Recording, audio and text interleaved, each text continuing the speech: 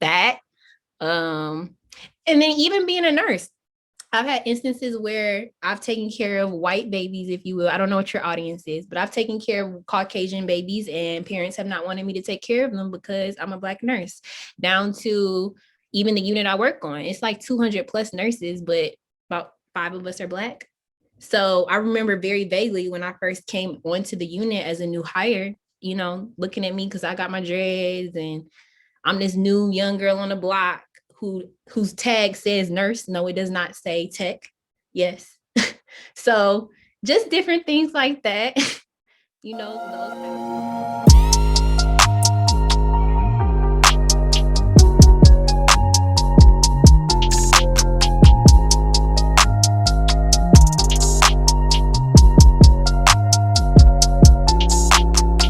Hey y'all, welcome to another episode of In Real Life. And today I got my girl Ashleigh. I know a lot of y'all know Ashleigh already. She's like a super woman. She been in school. First off, let's ask about school first before I do the whole introduction, because you back in school.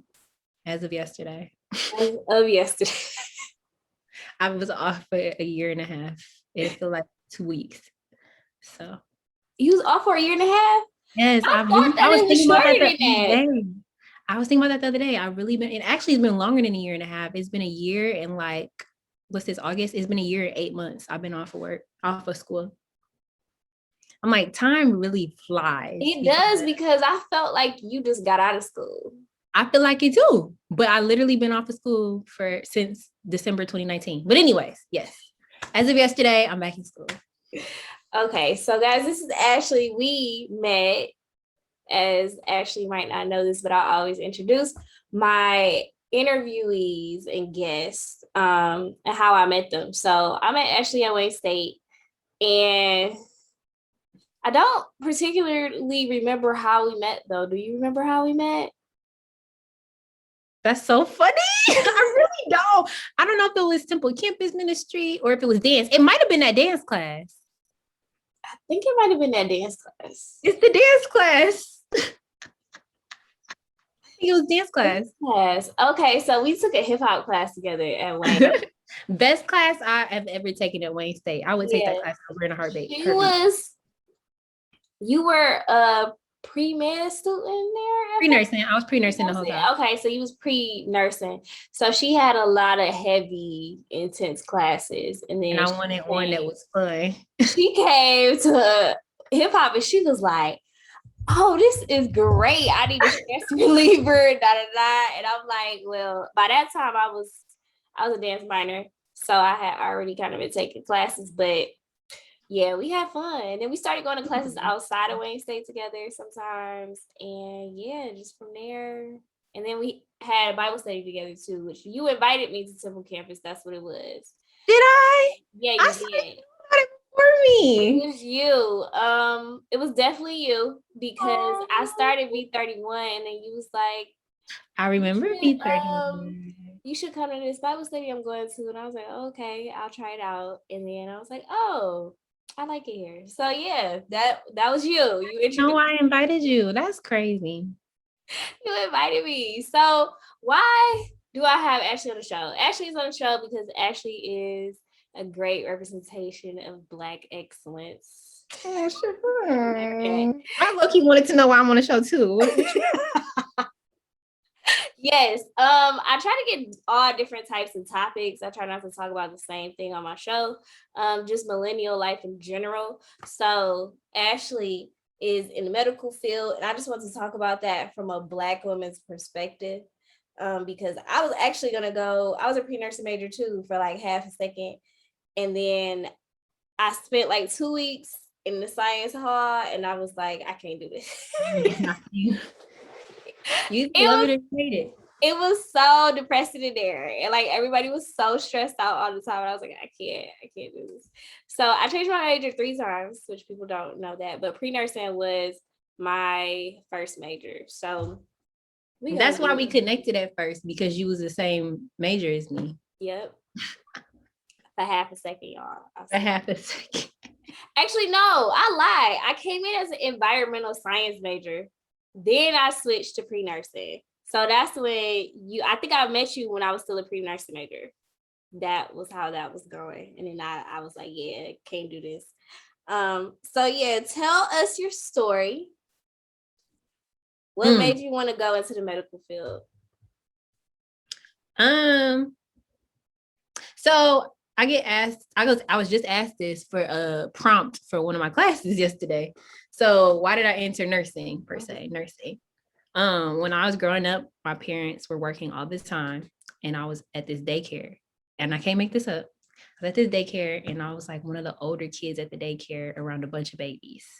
And they would always use my help.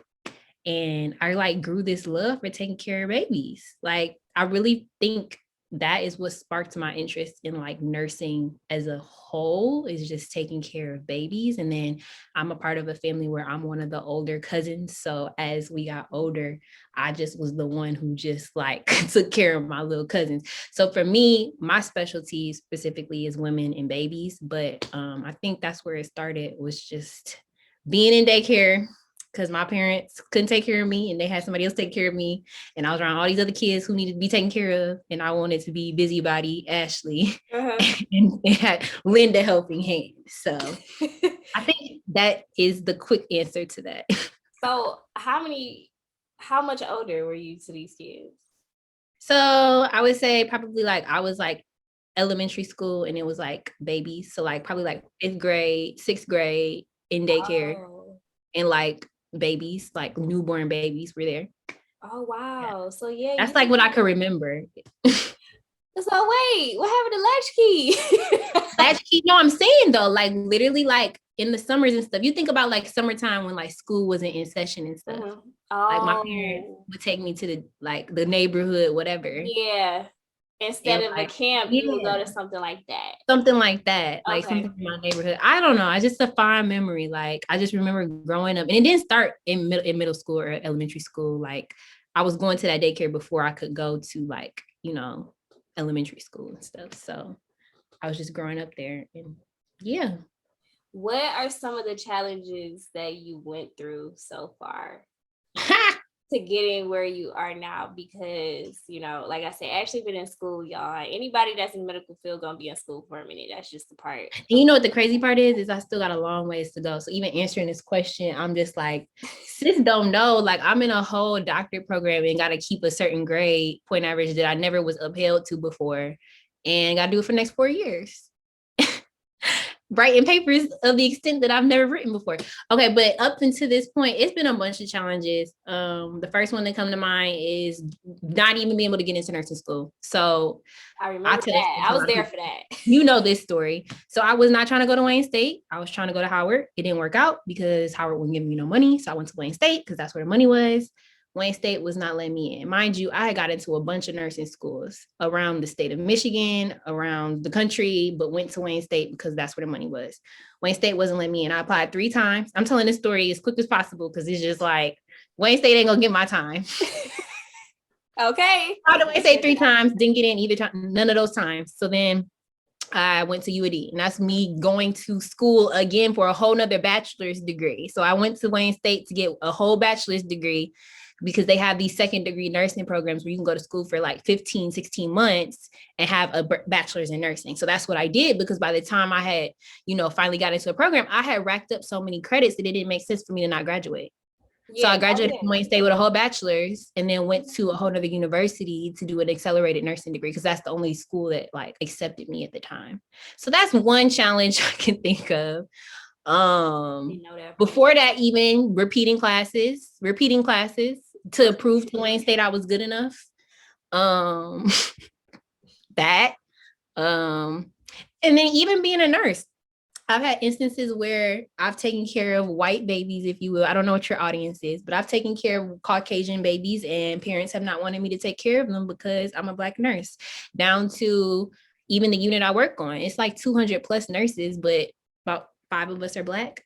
So I remember very vaguely when I first came onto the unit as a new hire, looking at me because I got my dreads and I'm this new young girl on the block whose tag says nurse. No, it does not say tech.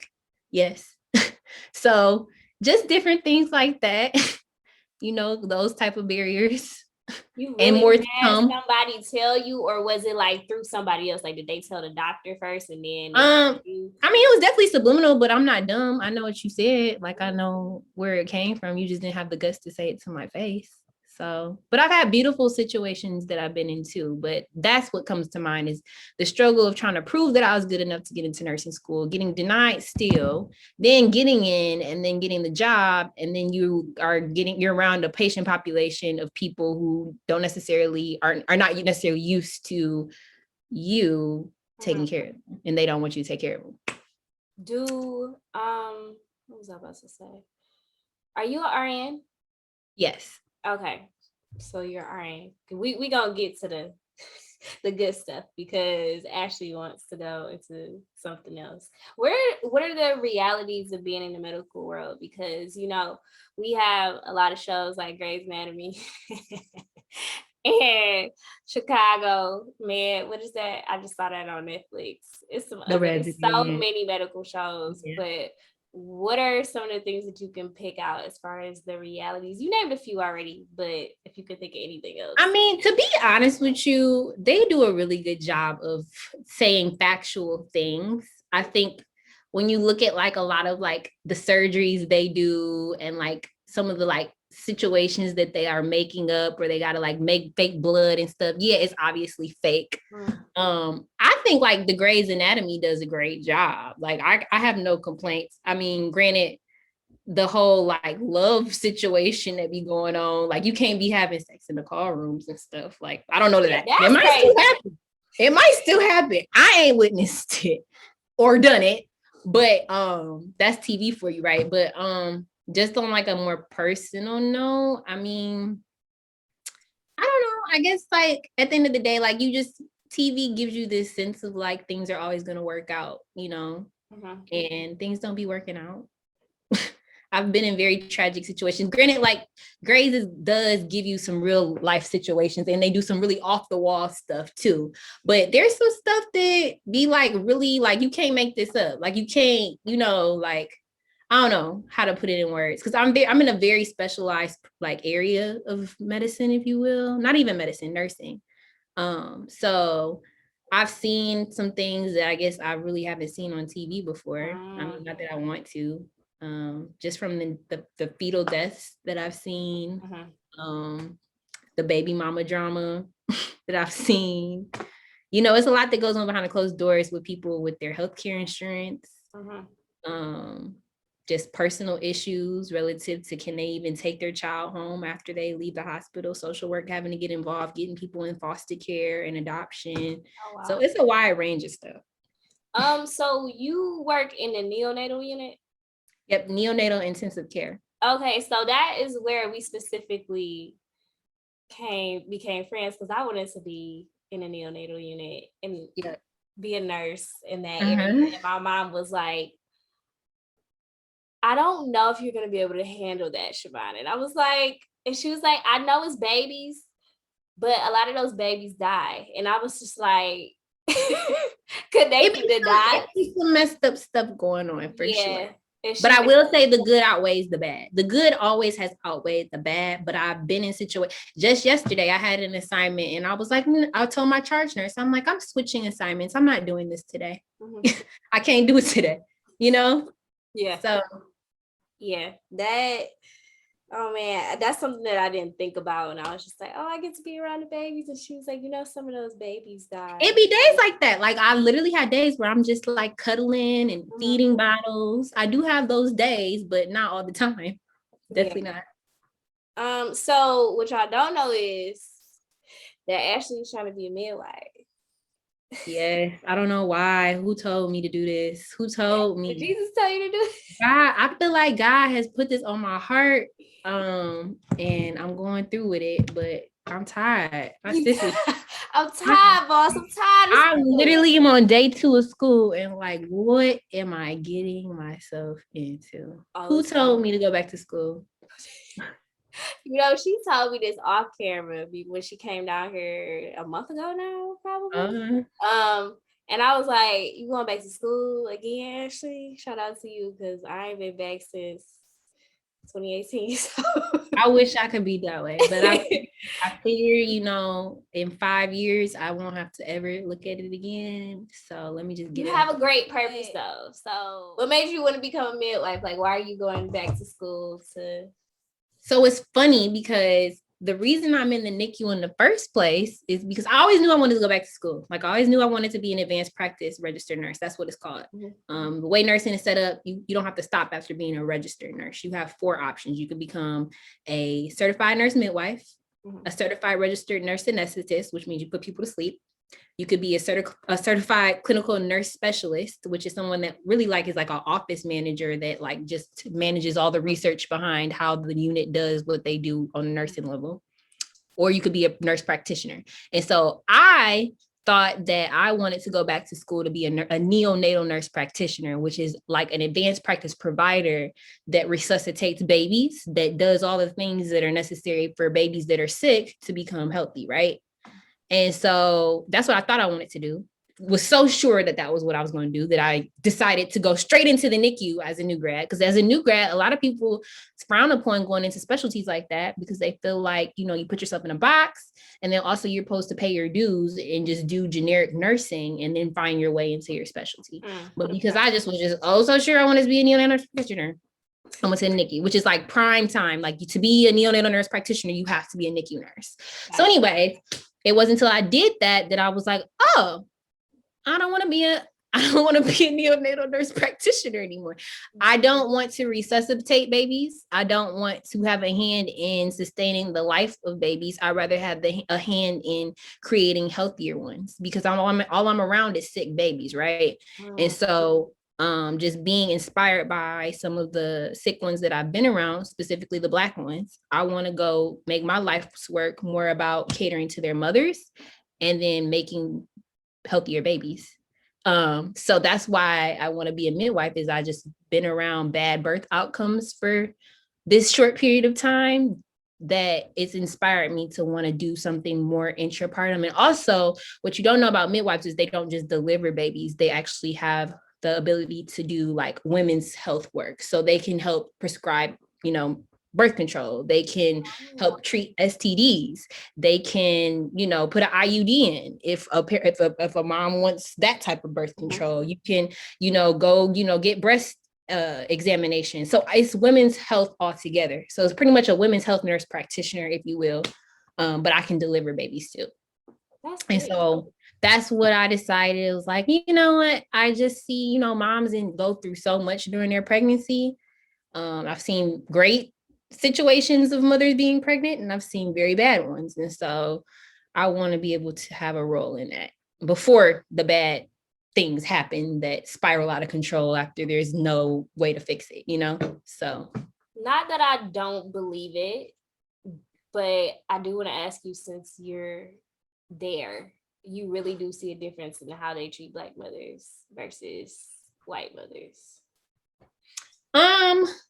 I think that my institution does a good job compared to other places, but on a general level, there's a huge difference. What it is really is that, and I hate to say it because I don't want to stereotype, but health literacy. When you think about white people and Black people, there's a tendency, if you will, and like I said, I'm not trying to stereotype, but there's a tendency for white people to have better resources, to know more about what's going on. And really, that's half the battle when it comes to healthcare. Because if you're in a situation where you can't afford to go, let's say have an OBGYN, right? I've had situations where I've done research where Black women are using emergency rooms as their form of prenatal care. So let's say a woman is throwing up. They go to the ER to go get a pregnancy test. Now, at what point in your mind does it register that you can go to a CVS to get a pregnancy test? What point in your mind does it register to you that, oh, well, the emergency room isn't really for me to find out if I'm pregnant?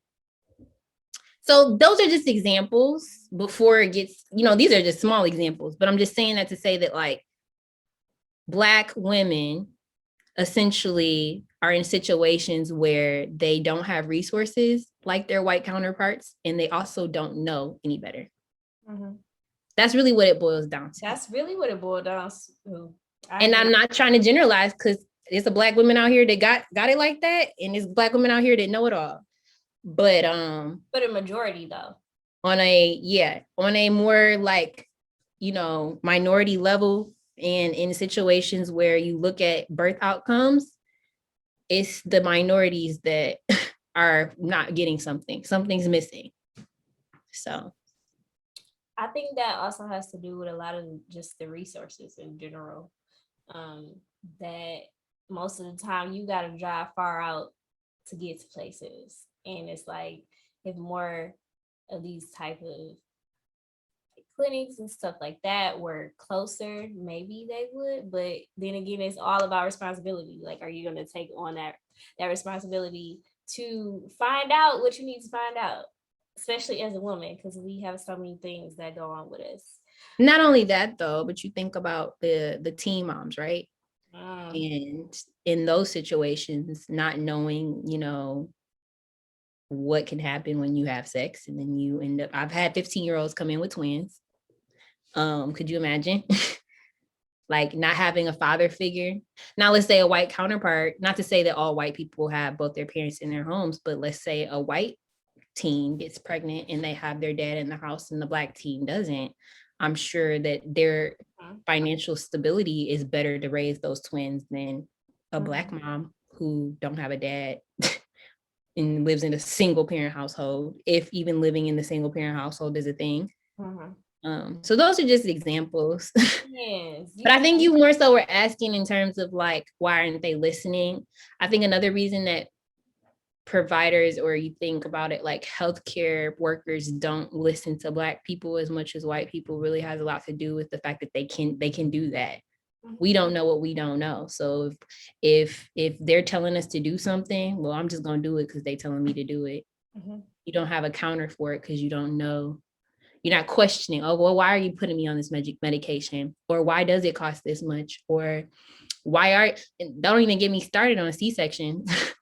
But it's a thing. It's a thing because Black people are not naive, but it's just, there is a certain level of advantage, I think, that the superiors can take because they know that they can.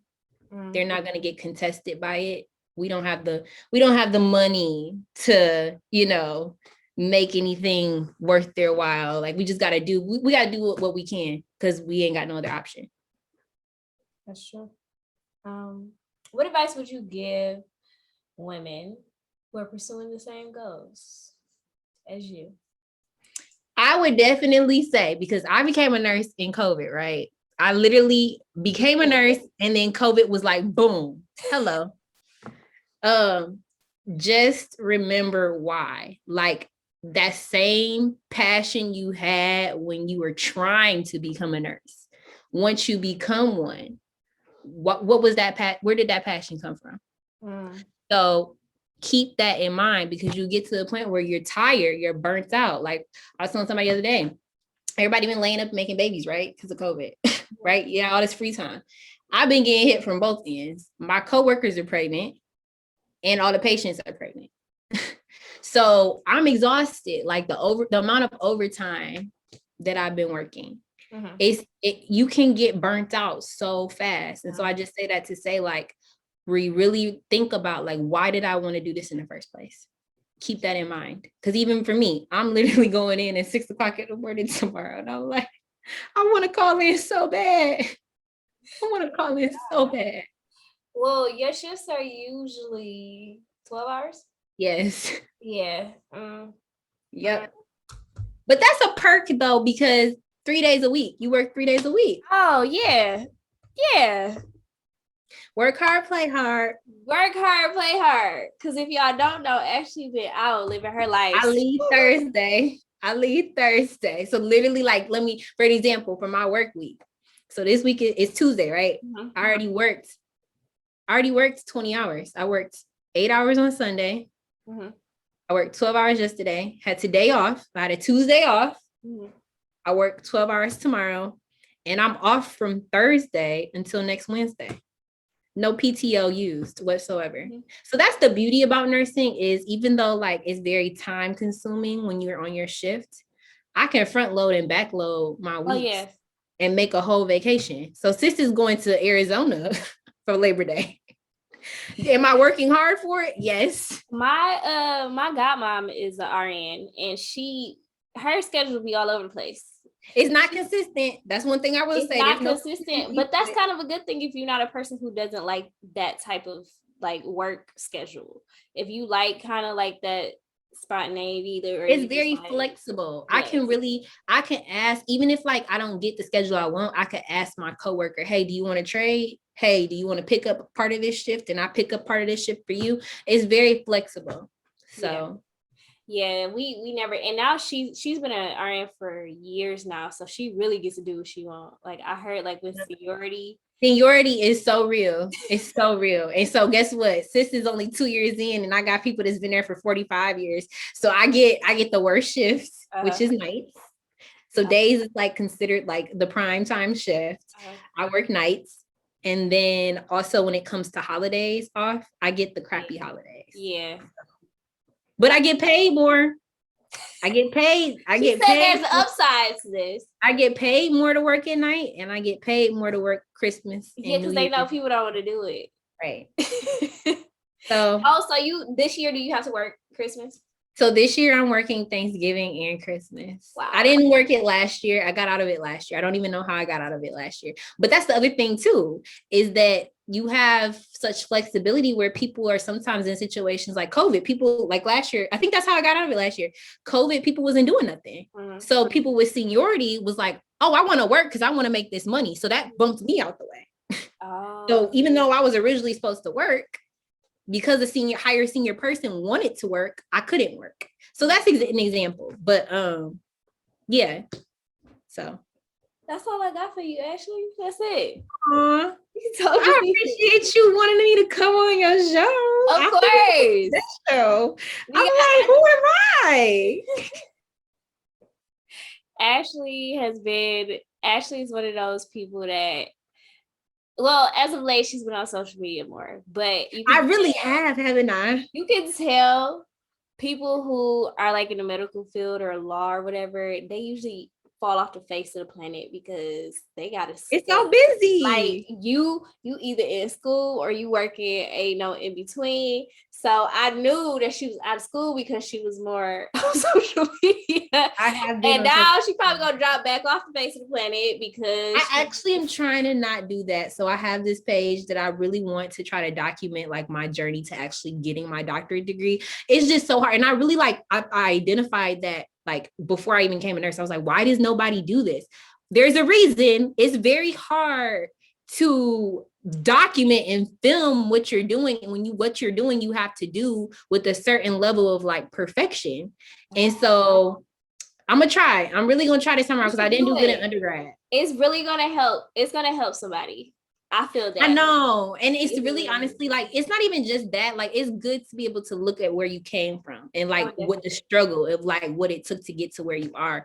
And so I really want to try to do a better job because I didn't do as good as I wanted to in undergrad. I really wanted to document it better, but it just gets so stressful. It really do. I can only imagine. That's why I admire people who want to go into law, medicine, even social work, because that's kind of hard too. But like those big three, science, oh God, engineering, like those big four. I admire y'all because I am creative and I just want to do what I want to do and I want to do it. Now put me on a schedule. Let me be free. Let me just do what I want to do. So I will talk to y'all next week on In Real Life. Peace.